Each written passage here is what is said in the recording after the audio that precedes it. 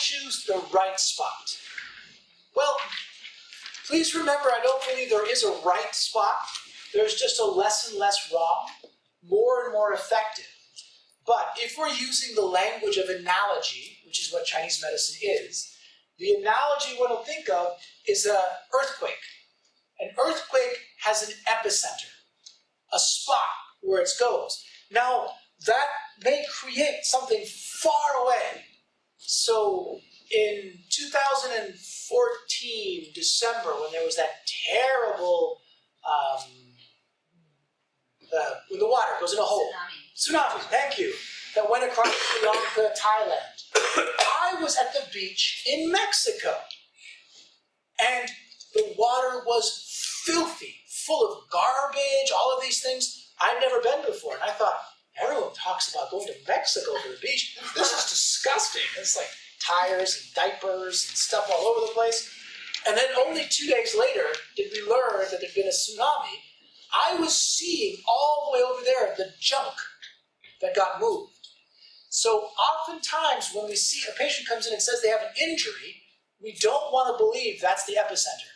It might be, but the epicenter is that which creates the injury, and we may see it like I did in Mexico, even though it was in Southeast Asia.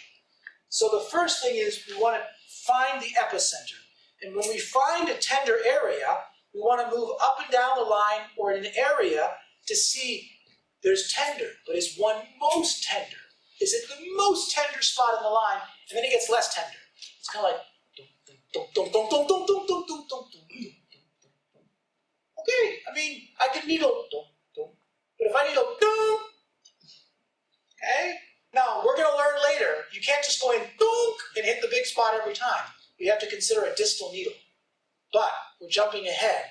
Be careful with distal needles between now and the next time, because that will take the dunk, and then you put in a distal needle, then it goes, and they don't feel anything anymore.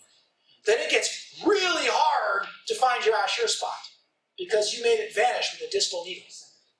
We also look for the biggest response, and that's that big response, the visceral response. And there it's kind of like, ooh, it's all in the face. Then you go, wah, and you get this huge response. Most likely, that's more important than the one that did this. I could be wrong. I'm going to check. But odds are in the favor of the, okay? So, epicenter, biggest response, or everything has the taiji, the yin and the yang, right? If there's a really big response, sometimes it's what I call the Mayo point. And I made this up. There's nothing in the old books about the Mayo point.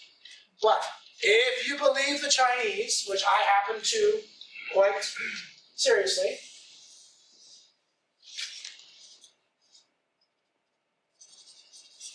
if there's an Ashir spot, there has to be a Mayo or nothing spot.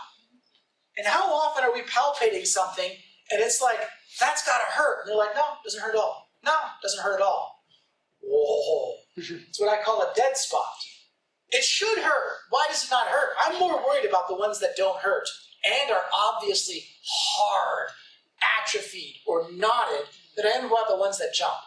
Because the ones that jump, tomorrow, they're going to be sore and stiff and better.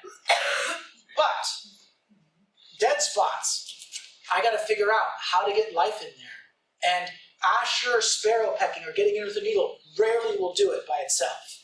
We have to really understand ahead, where's the faucet?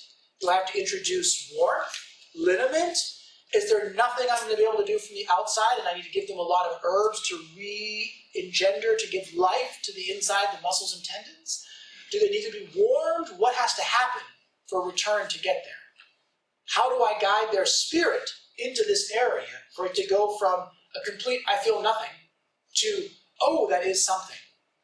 And so sometimes we have the opposite of the Ashur, which is the Mayo.